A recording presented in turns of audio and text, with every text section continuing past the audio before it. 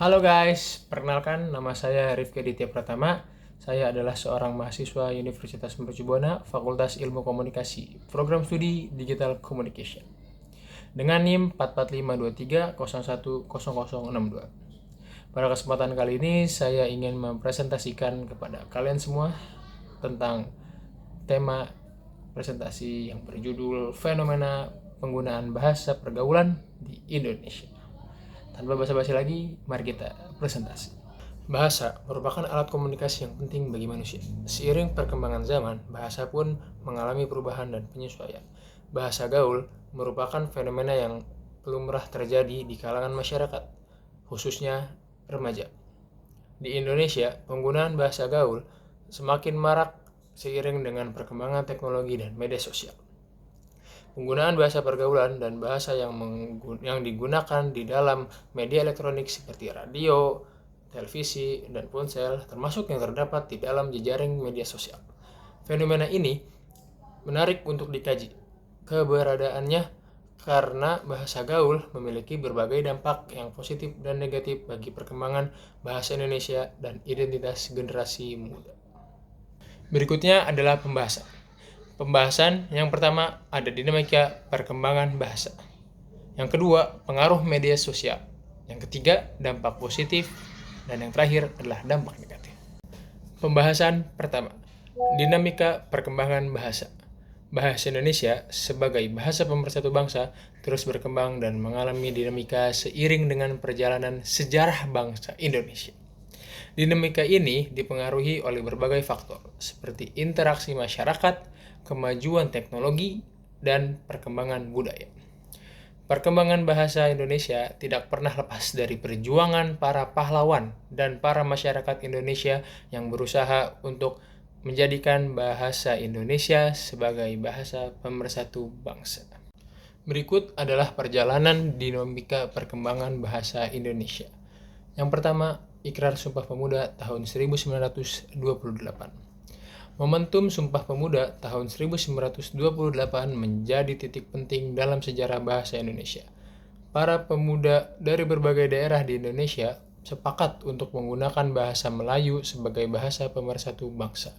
Sejak saat itu, bahasa Indonesia mulai berkembang pesat dan digunakan dalam berbagai aspek kehidupan masyarakat Indonesia.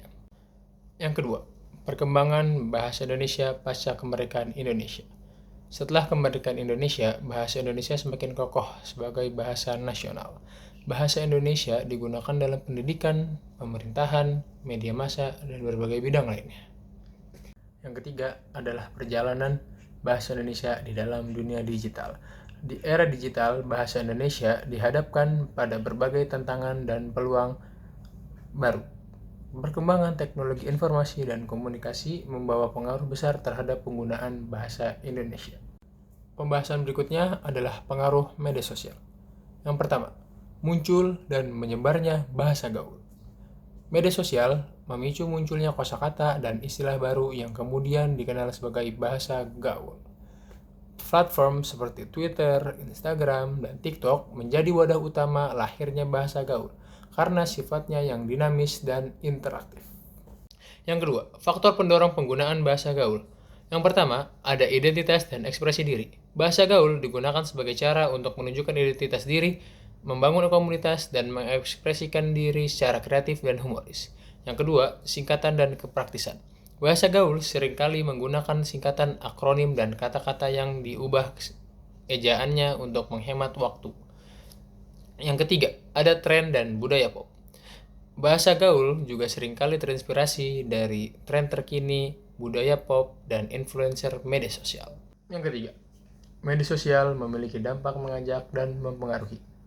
Media sosial memiliki dampak untuk mengajak para pengguna lainnya untuk melakukan suatu hal atau tindakan, terutama dalam berbahasa.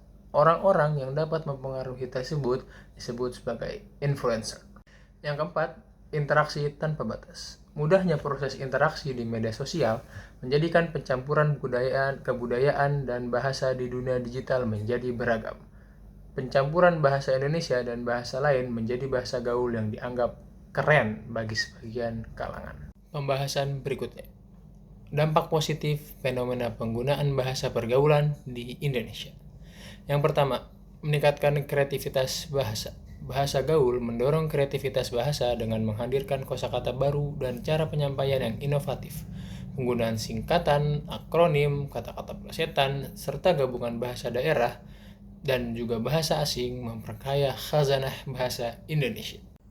Yang kedua, memperkaya bahasa Indonesia.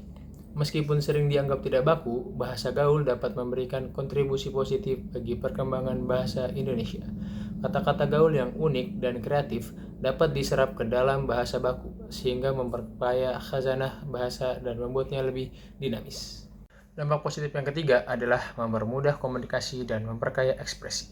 Bahasa gaul dapat membuat komunikasi lebih efisien dan efektif, terutama dalam situasi informal. Penggunaan kata-kata yang lebih singkat dan mudah dimengerti dapat mempercepat proses penyampaian pesan dan gagasan. Selain itu, bahasa gaul juga memungkinkan penuturnya untuk mengekspresikan diri lebih leluasa dan variatif sesuai dengan konteks dan situasi. Pembahasan terakhir yaitu dampak negatif. Dampak negatif yang pertama adalah menurunnya kemampuan berbahasa Indonesia yang baik dan benar. Penggunaan bahasa gaul yang berlebihan dapat menghambat kemampuan penuturnya untuk menggunakan bahasa Indonesia yang baik dan benar.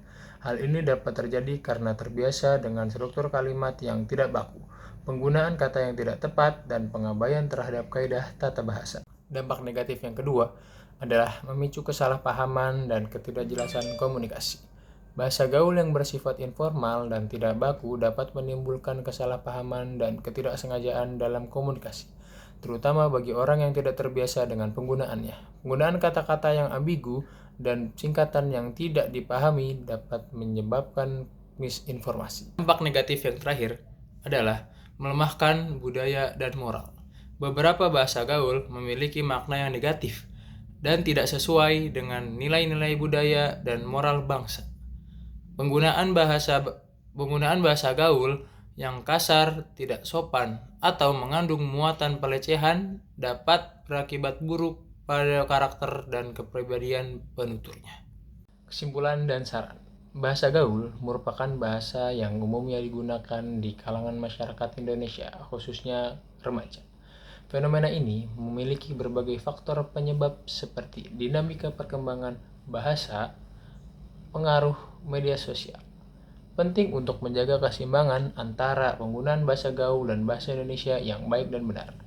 Oleh karena itu, kita harus terus berupaya untuk melestarikan dan mengembangkan bahasa Indonesia sebagai bahasa pemersatu bangsa dan identitas nasional. Sekian presentasi dari saya, Rifki Aditya Pratama. Kurang lebihnya mohon maaf. Wassalamualaikum warahmatullahi wabarakatuh.